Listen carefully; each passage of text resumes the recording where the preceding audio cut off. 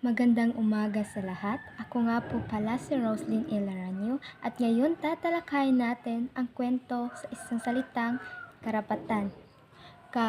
Kahit hindi ko alam kung ano ang patutunguhan nitong ating pagtitinginan, kahit wala tayong kasiguraduhan, tinatanong nga sa sarili kong, bakit pa kailangan?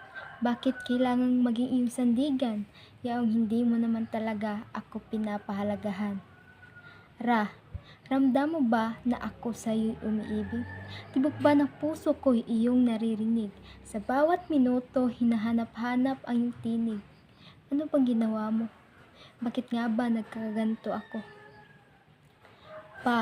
Papatunayan ko sa'yo na lagi lang akong nasa tabi mo. Kahit hindi mo naisin ang presensya ko, mananatili at mananatili pa rin ako sa'yo. Bagamat minsan nagsiselos din ako sa tuwing iba ang pinapansin mo. Nagbabaka sakaling maging siya ako at nang ako na lang ang iyong gusto. Tandaan mo sinta, bagamat hindi mo ko nakita, mananatiling iyong tagahanga. Ako pa rin ito na lagi sa'yo nakasuporta kahit pa sabihin nating hanggang dito na lang talaga.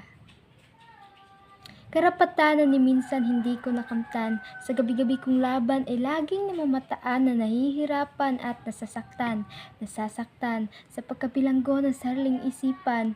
Minsan ay parang walang kaibigan na handa kang damayan sa panahong ika'y nasaktan at nahihirapan. Kahit na alam sa sarili nating hindi natin ito dapat maramdaman o maranasan.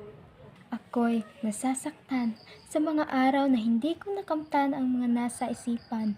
At heto ako, mag-isang nakikipaglaban at nagkuguluhan sa pagkabilanggo ng sariling isipan. Siguro, sa susunod kong tula, baka hindi ang aklat na sinulat nating dalawa ang maging paksa. At sa huling pagsulat ko ng tula, pangako, hindi na ikaw at ako ang pamagat ng tula.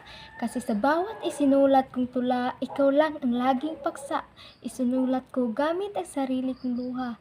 Kahit alam mo ang bigat ng bawat salita, pasakit pa din ang iyong ginawa. Kaya ngayon, ako'y huwag sisihin, huwag magtaka kung luha ko man ay pahirin, huwag magulat sapagkat ako ay nagising. Sayang lang, mahalin ang taong may pusong sakim. Sana karaang tula ng puno ng hinagpis, sana karaang tula ng puno ng pagtitiis. Oras na para kumawala sa bigkis, ng bulag sa pagmamahal sa taong mapagmalabis. Ngayon, hindi ka makapaniwala na sa'yo kaya ko palang makawala, na kaya ko palang sumulat ng tula, isang tula na hindi na ikaw ang paksa.